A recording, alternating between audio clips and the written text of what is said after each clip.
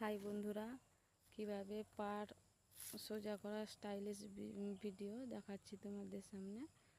তো পাড়টা তো নিচের দিকে ছিল, এক সাইডে নিচের দিকেও পাড়টা থাকে। আমি কেটে নিয়েছি প্রথমে, দিয়ে পাইপিং বসিয়ে এভাবে সোজা করে বসাচ্ছি। নতুন নতুন মানে স্টাইলিশ লাগে এই ডিজাইনটা।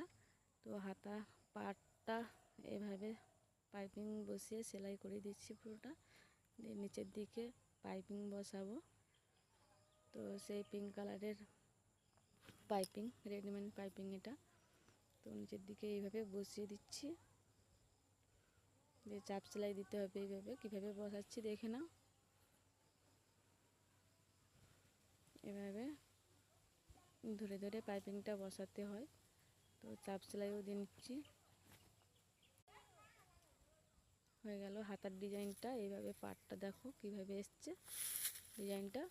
এবার পাড়টাও ব্যাক সাইডেও সেই সেমভাবে এই বরফি ডিজাইনটা করেছি। হাতা আর ব্যাক সাইড, হাতার ডিজাইন দিয়ে যে পরার পরে এইভাবে লাগছে, আর ব্যাক সাইডেও এই ডিজাইনটা এসছে। কেমন লাগছে জানিও।